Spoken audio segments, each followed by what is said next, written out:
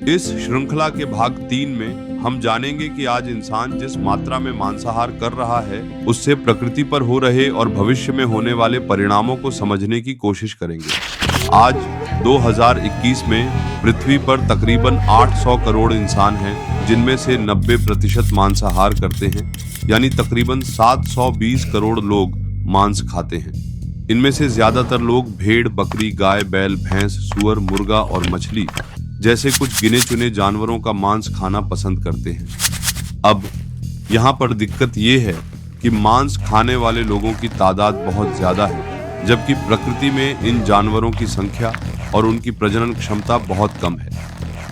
अपनी मांस खाने की हवस पूरी करने के लिए इंसान बड़े पैमाने पर एनिमल फार्मिंग कर रहा है, जहां अत्यंत क्रूरतापूर्ण और अप्राकृतिक तरीके से इन जानवरों का गर्भधारण करवाया जाता है। एनिमल फार्मिंग के लिए काफी बड़ी और खुली जगह की आवश्यकता होती है और वह जगह जंगल काटकर उपलब्ध कराई जाती है।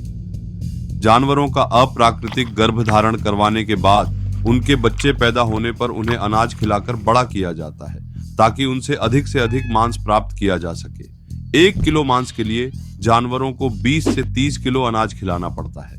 1 किलो मांस से अधिकतम केवल 2 लोगों का पेट भर सकता है, जबकि 1 किलो अनाज कम से कम 3 इंसानों का पेट भर सकता है। यानी 20 किलो अनाज से कम 60 लोग भरपेट भोजन कर सकते हैं। इंसान की मांस खाने की हवस पूरी करने के लिए न केवल अतिरिक्त जानवर पैदा करने पड़ रहे हैं, बल्कि अतिरिक्त अनाज भी पैदा करना पड़ रहा है।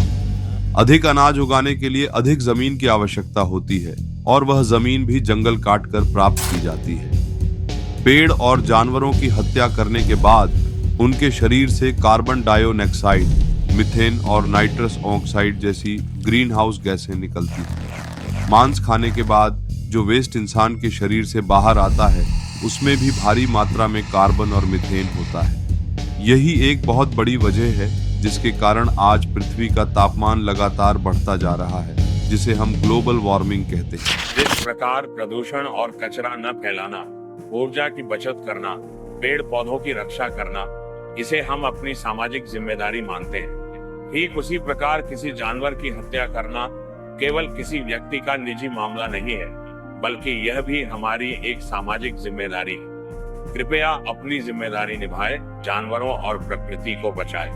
धन्यवाद।